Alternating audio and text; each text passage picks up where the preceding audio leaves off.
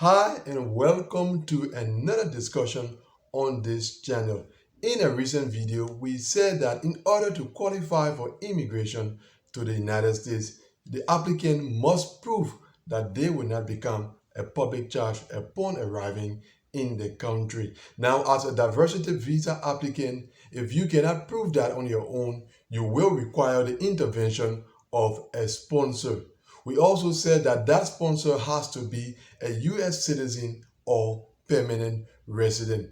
But it's not just that. In addition to being a U.S. citizen or permanent resident, the sponsor also has to qualify by means of their annual income. So I'm going to take you over to an official website of the United States government where we will consider the amount of income that a potential sponsor needs to earn annually in order to qualify as a diversity visa sponsor.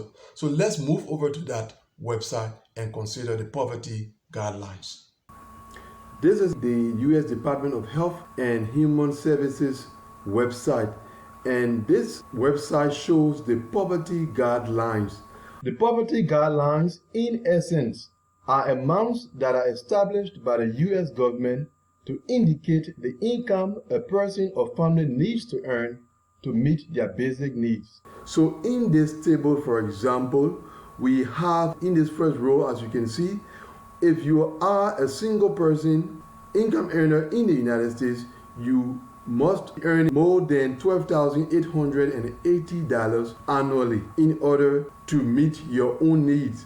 Now, if in your family you are two, that is you and perhaps a child or your spouse, you must be earning more than $17,420. And the list goes on. 3 persons in the family, you must be earning more than $21,960, etc. Now, at the bottom of this table, as you can see, it stops to 8 persons, but in case you have more than 8 persons in your family, you only need to add this amount, that is $4,540 for each additional person. So this is what the poverty guidelines are about. In this column, we have the number of family members of the income earner, and then in this second column, we have the amount that that income earner must be earning in excess of in order to establish that he is capable of meeting the needs of his family. Now, when it comes to the diversity visa program, we do not only consider the U.S. income earners' family members, we also take into consideration the members of the applicant's family. It means that in this column, the number of persons to consider is the total number of persons that are in both families. So take, for example, if an income earner in the United States has a family of 3 persons and he or she intends to sponsor a diversity visa case that comprises 2 persons. So that is a total of 5 persons. That is 3 for his own family and 2 for the applicant's family. So in that instance, we will consider this row, that is the row that shows the poverty guideline for 5 persons, and that income earner in the United States must be earning in excess of $31,040 annually to sponsor that diversity visa case. Now, this first table is for the 48 contiguous states and the District of Columbia. As you can see, that is the 48 adjoining states that are on the U.S. mainland, as well as the District of Columbia.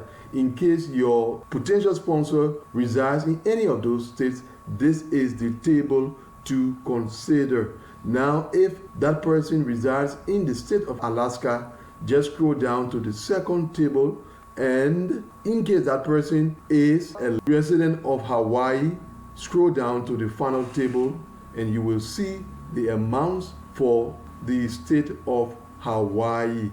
Now, another thing is that at the bottom of the final table, you have a link to the poverty guidelines for previous years. So in order to access them, you simply click on that link and it's going to take you to this page on the left side here in the menu.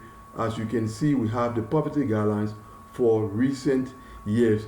Now, the most recent poverty guidelines are for the year 2021. That is what we just saw on the previous page. In the first few months of the calendar year, the poverty guidelines are updated to reflect the reality of the incoming year. So any day from now, we will have an updated version of the poverty guidelines for the year 2022. But for now, what we still consider are those of 2021. That is what is in effect until those of 2022 are published any day from now. So this is what, in essence, a United States citizen or permanent resident uses to determine whether they are capable of sponsoring your diversity visa case. Now, in case that U.S. citizen or permanent resident does not qualify to sponsor your diversity visa case, you have two options. Either you find a different sponsor or you opt for what is referred to as joint sponsorship. Now, I'm going to drop the link to this website in the description of this video. Click on the link and apply what you learned in this video to determine whether you or someone else qualifies to sponsor a diversity visa case considering the poverty guidelines. So that brings us to the end of today's discussion. Thanks for watching this video, and if you are not yet subscribed to this channel, why not do so? And also click the notification bell so that whenever these videos are published, you will be made aware. And also share the videos with those who you know are in need of diversity visa program education. And I will see you, God willing, in the next one. Goodbye.